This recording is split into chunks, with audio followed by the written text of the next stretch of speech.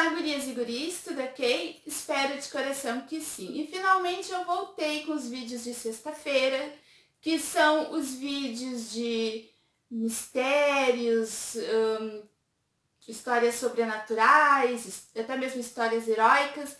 E essa playlist tá com o nome de teorias, mas eu acho que ela não tá definindo bem o estilo de vídeo. Então, se vocês tiverem sugestões de nomes para esta série aqui do canal, por favor, deixe aqui nos comentários que vocês vão me ajudar bastante. O vídeo de hoje foi um pedido do Benevides Ferreira. Ele pediu lá nos comentários do vídeo da Maldição da Família Lee, do Bruce Lee e seu filho Brandon Lee, que eu vou deixar aqui no card. Ele disse, ótimo vídeo, parabéns, muito obrigada. E ele pediu, faz um vídeo sobre a besta de Gévaudan, também é um mistério. E mil perdões, Benevides, por eu ter demorado tanto para trazer este vídeo. Bom, começando, que quando eu li o comentário dele e comecei a fazer as pesquisas, eu mentalmente lia besta de Gévaudan. Talvez porque em alemão, GE é G, né? Não é Gertrudes, é Gertrudes. Eu só tô falando tudo isso para deixar claro que eu já começo admitindo que eu não sei a pronúncia correta. Se eu estiver falando muito errado, me desculpe, e quem sabe mais que eu, também deixe aí nos comentários. Em francês é assim, ó, vou deixar aqui na tela, porque eu também não vou saber pronunciar corretamente. E vamos logo ao caso da besta de Gévaudan. Assim que eu comecei a fazer a pesquisa, essa história foi me lembrando muito uma história que o Babisco me contava quando era criança, porque eu era uma criança que gostava de histórias de terror, gente. E um ponto é que a besta de Gévaudan é uma história real. Assim como a história que o Babisco me contava, ele deixava muito claro que era real, não era uma lenda, nada. Então assim, ó, como é que eu fiquei? Fiquei assim, ó, não passava nem Wi-Fi, tá? Então, vamos lá. A besta de Gévaudan, ou, vou deixar aqui na tela, porque eu sei que eu não vou saber pronunciar, é o nome histórico associado ao lobo, ou cão-lobo, ou hiena, que aterrorizou a província de Gévaudan, que se localizava no centro-sul da França, no Reino da França. E isso aconteceu entre 1764 a 1767. Então não foi pouco tempo, gente. 3 anos. 3 anos de terror e muita matança. O primeiro relato da aparição da besta de Gévaudan foi em maio de 1964, na floresta de Mercor. Olha, eu sei que não tá certo, vai ir do jeito que der, gente. Uma jovem que cuidava de um rebanho de gado estava ali na floresta quando de repente apareceu essa besta e atacou o rebanho. Eu acredito que a besta queria atacá-la, mas teria que passar pelo rebanho. O gado ele conseguiu meio que atrasar a fera, feri-la assim com os chifres, que deu tempo dela fugir. A criatura tinha um comportamento incomum para um lobo, porque ela seguiu atacando, seguiu avançando, e chegando lá apavorada, ela contou o que tinha acontecido. Os homens se organizaram para entrar na floresta, ir até onde aconteceu o ataque e enfrentar esse animal, essa coisa que ela não sabia bem explicar o que era. E chegando lá, eles encontraram alguns animais feridos, o que confirmou realmente a história da moça, mas não encontraram nenhum lobo. E segundo a descrição desta moça, esse animal, essa fera, seu pelo tinha um tom avermelhado e foi dito emitir um odor insuportável. Credo, fico só imaginando. Ela disse também que era grande como um bezerro, peito largo, pescoço robusto, orelhas eretas, focinho de galgo, boca negra com 2 dentes laterais longos e afiados, cauda franjada e uma lista branca que vai do alto da cabeça à extremidade da própria cauda. E movia-se dando grandes saltos. Gente, isso não é coisa de filme de terror, não sei o que é. Um mês depois, no dia 30 de junho, a besta apareceu novamente e desta vez o ataque terminou em tragédia. A vítima foi Jane Bollet, se vocês sabem, não sei pronunciar, ela tinha apenas 14 anos, gente. O corpo dela foi encontrado próximo a um córrego onde ela havia ido encher um cântaro de água. Ela havia sido horrivelmente mutilada e seu coração, segundo as histórias, fora devorado pela fera. Nos meses que se seguiram, a região mergulhou em um clima de apreensão à medida que o enorme lobo negro prosseguia em sua matança, parecendo ter desenvolvido um gosto especial por mulheres, crianças e homens solitários, que se embrenhavam na floresta para cuidar de seus animais pastoris, como da primeira vítima que sobreviveu, que estava cuidando do gado, esse tipo de vida que se levava na época. Gente, que tenso isso. E realmente parecia que a besta tinha uma preferência por jovens. Nenhum dos homens atacados, mortos, passava dos 36 anos de idade. E as mulheres também jovens que eram atacadas, seus corpos eram encontrados mutilados com uma violência até então desconhecida para a época, decapitadas e estripadas. Gente, é horrível até nos dias de hoje. E a forma como a besta atacava também era incomum, visando a cabeça da vítima, da presa, ao contrário dos ataques de lobos que atacam nas pernas e braços. Teve vítimas que simplesmente desapareceram sem deixar vestígios e outras que foram completamente devoradas. Os ataques estavam tão intensos que numerosas equipes de buscas, de caças, foram organizadas, a maioria por nobres da região, como o Marquês de Asher ou o Conde de Moraes. Gente, é muito difícil as pronúncias. Mas sempre sem resultados, até que as notícias dos ataques chegam à corte em Paris e o rei Luís XV se vê obrigado a tomar uma providência, mesmo ele estando envolvido na guerra das províncias americanas contra o reino da Inglaterra. Ele disponibilizou 6.000 libras para quem matasse a besta. De Belfort, em 1987, estimou 210 ataques com 113 mortes, 49 feridos e 98 das vítimas foram parcialmente devoradas. Bem, essas 100.000 libras não atraiu apenas caçadores da França, mas de toda a Europa que estavam almejando a riqueza, mas também a fama.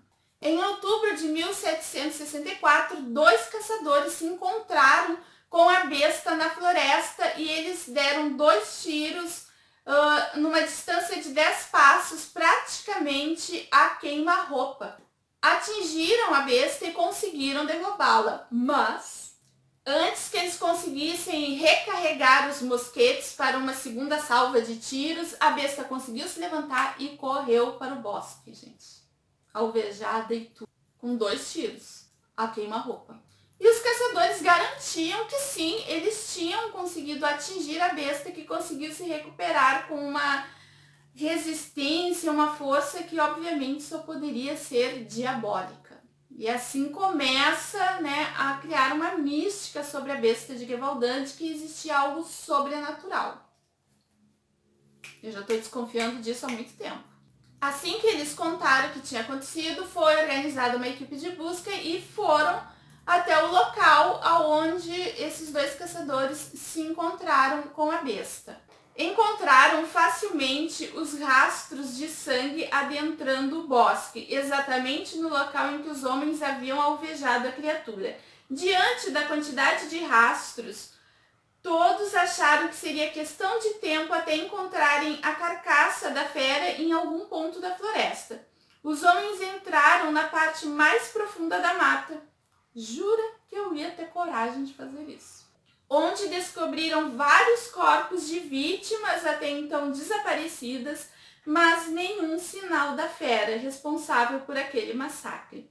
Quando se preparavam para retornar, o lobo surgiu sorrateiramente, investindo contra os homens e fazendo mais 4 vítimas fatais.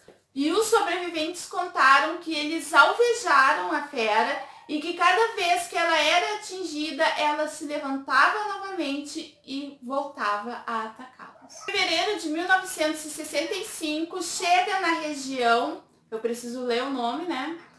Deneval, acompanhado por 5 ajudantes de confiança, mais um nativo americano, um índio americano, que ele conheceu na região de Manitoba, um nome fácil de pronunciar, que era perito em rastrear. Os homens da guarda-caça usavam armaduras negras de couro batido e eram uma visão bem aterrorizante e amedrontadora, principalmente o selvagem do Mundo Novo com o corte de cabelo moicano e pintura de guerra. Imagina esse pessoal chegando lá no povoado pequenininho de Gévaudan. Deneval vestia uma armadura de metal e couro cheia de espinhos que ele dizia ter matado uma loba no cio e espalhado seu sangue por todo a vestimenta para que isso atraísse a besta. Devia feder pra dedéu. E o grupo de Deneval logo ganhou a companhia de Jacques Denis, que era um rapaz de 16 anos que conhecia muito bem a região, a floresta, e se mostrou não estar ali intimidado nem com a fera e nem com esse pessoal aí todo esquisitão que chegou na região. Palmas para Jacques.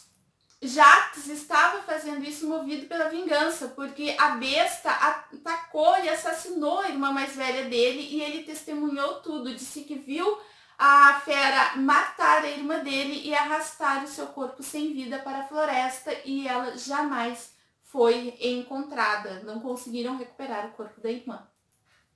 Jacques estava com sangue nos olhos. Gente, ai, imagina. Horrível, horrível, horrível.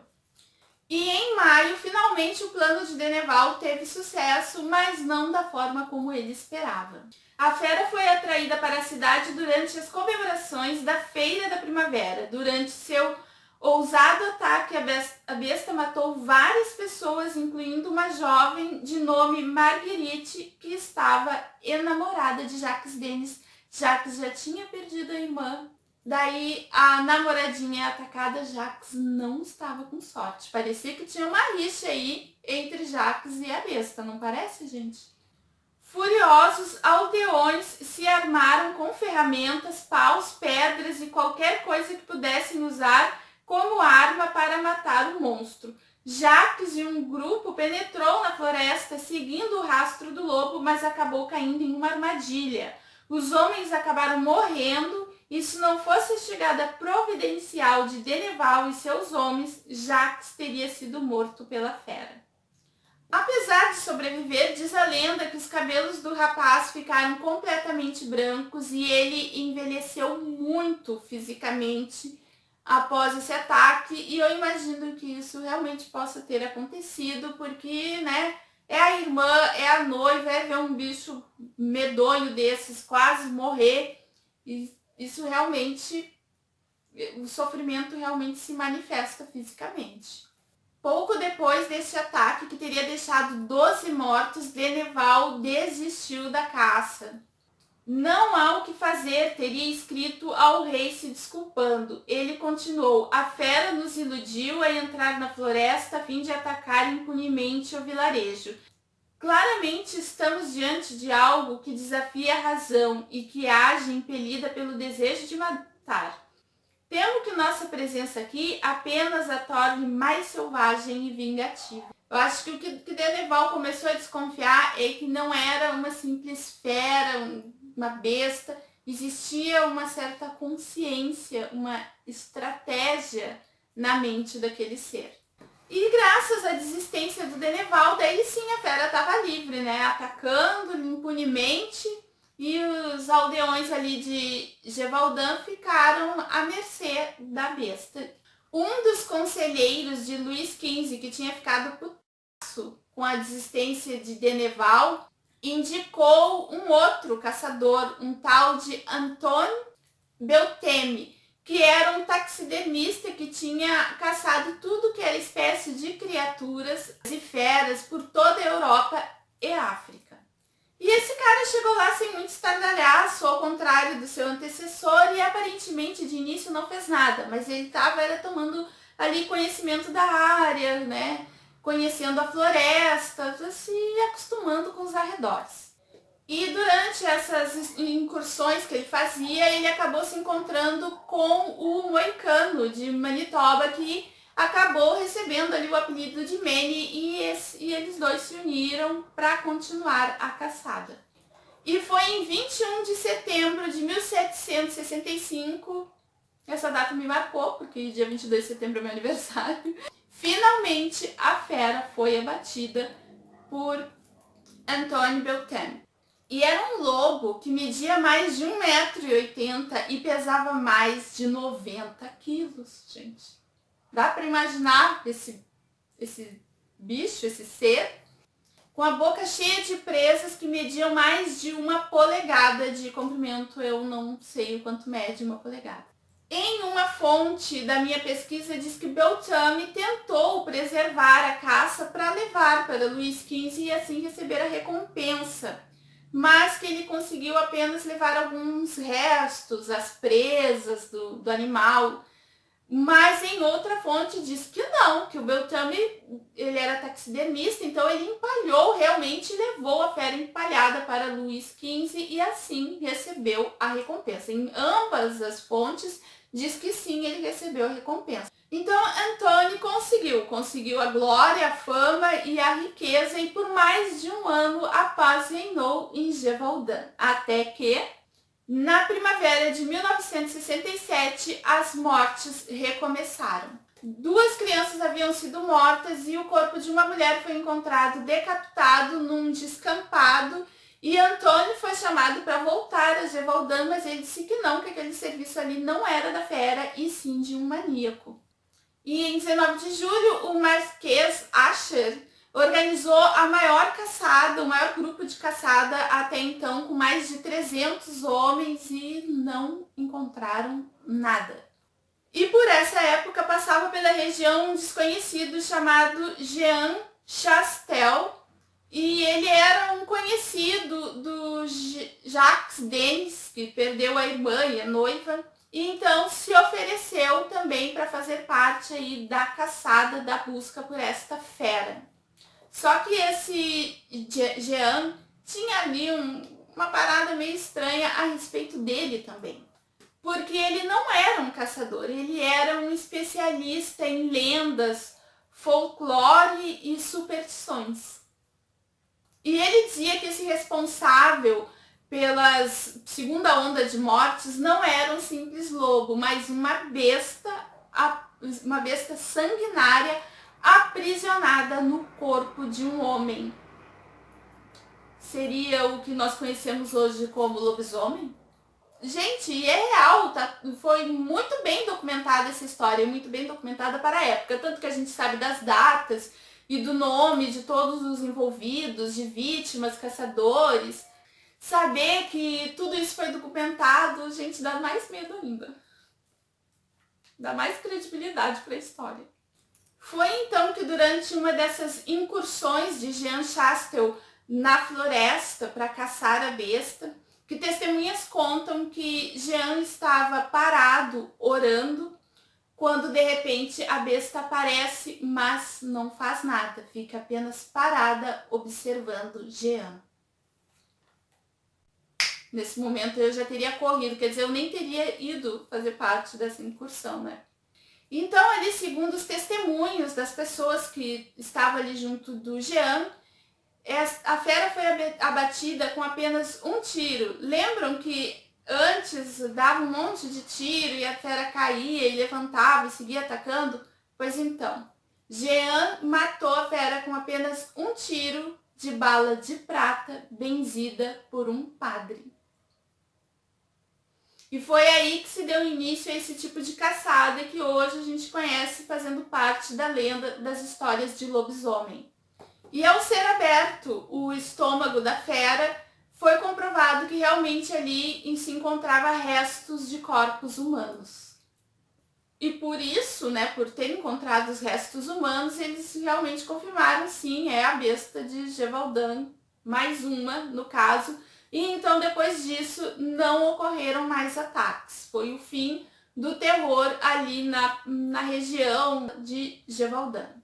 Pesquisando esta história, eu percebi que ela também foi inspiração para alguns personagens do seriado Teen Wolf. Eu não vi esse seriado, eu não acompanhei, mas depois de saber disso eu fiquei com muita vontade de assistir, porque, gente, é muita informação, tem muita informação sobre a besta de Gévaudan. Eu dei uma condensada aqui, porque senão ia ficar muito longo, dava até para fazer 2, 3 vídeos de tanta coisa.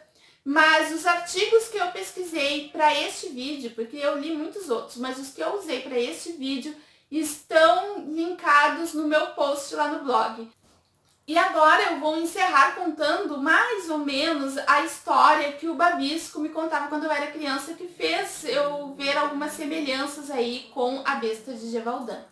Mas essas histórias aconteceram quando ele era criança, quando ele tinha no máximo 5 anos de idade. Então, as lembranças dele são as lembranças de uma criança, as coisas que ele que ouviu, que viu, que ele interpretou. Então ele contava que as pessoas lá da cidade natal dele se escondiam em casa cedo, antes de anoitecer. Todo mundo já entrava para casa, se trancava, porque em algumas noites uma fera entrava na cidade e deixava um rastro de destruição. Ele comenta que se ouvia sons de dentro de casa, dava para ouvir os rosnados, os sons animalescos desse ser.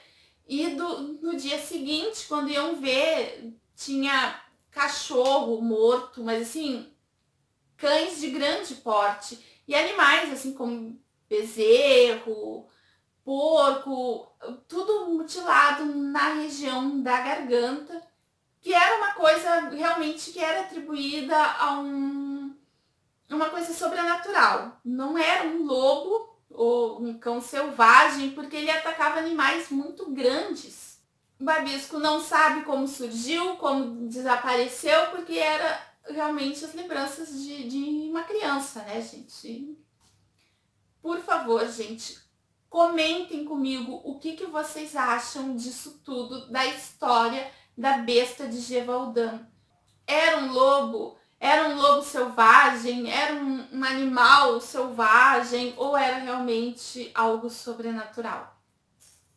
Eu tô bem inclinada, até por causa da história que o Babisco me contava, que era, assim, algo sobrenatural. Benevides, eu espero que tu tenha gostado do vídeo. Eu me desculpo mais uma vez por ter demorado tanto para ter feito o vídeo. Se você já me pediu um vídeo e está demorando para aparecer aqui no canal, pede de novo, reforça, me lembra que eu quero atender todos vocês. Muito obrigada por terem assistido este vídeo até aqui, tendo sugestões de histórias que vocês gostariam que eu contasse. Deixem aqui nos comentários, fiquem todos com Deus. Beijinhos e até o próximo vídeo.